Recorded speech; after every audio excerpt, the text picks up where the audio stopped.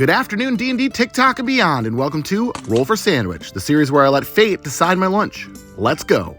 Today I'm going to be using these dice, each patterned after a different backyard bird that were made for me by Michelle the Barbarian at Rage Face Dice. Thanks.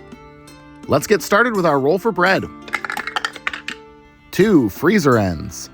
The freezer ends I have today are a couple of slices of cinnamon raisin bread, which shall remain frozen because the current curse we have prevents us from casting any spells, including toast bread. Frozen raisins sounds like a fun experience. Next up, let's roll for our main ingredient. 6 pickled bologna. Pickled bologna is a classic Michigan food, and a pretty tasty one at that. The vinegar from the pickling process cuts through the fat of the bologna pretty nicely. The bologna does have a casing on it, which I will remove now prior to slicing.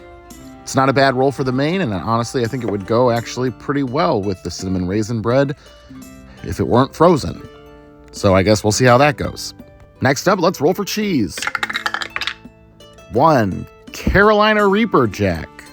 This is pepper jack cheese, except with jalapeno, habaneros, and Carolina Reaper peppers. It's a bit spicier than I typically go, and I thought about only putting 1 slice of cheese, but I always put 2 slices of cheese and gotta stick to my guns. Let's roll for our roughage. Double 4s, double green onion.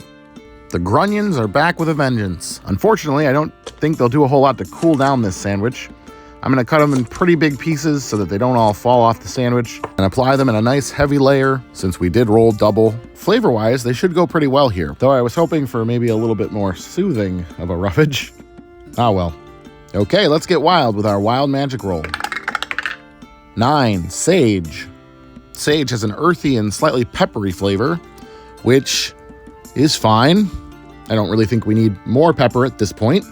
And last but not least is the D20 sauce roll. Here we go. Nat 20. I get to pick. All right, well, I got to go with the Japanese baby mayo. The Kewpie's nice and creamy, it's savory, should go with the bologna, and also hopefully it'll cool things off a little bit. They say you should drink a glass of milk when you have spicy foods because it neutralizes things. I'm not using my Nat 20 to put milk on this sandwich. Let's get it closed up. Get our toothpicks in to hold it together. And let's get it cut in half.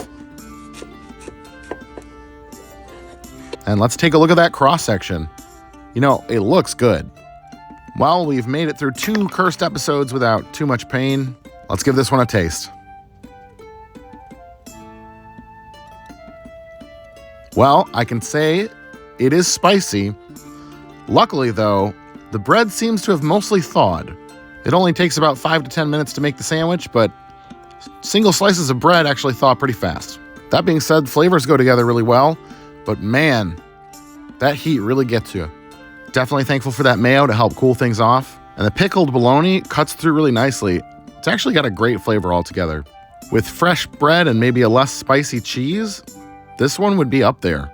But as it stands, I think it's going to get dinged a point or 2. If you choose to make this one at home, I advise having some antacids on standby. I'm going to give it a 7.3 today, and I'm going to call it the Carolina Wren.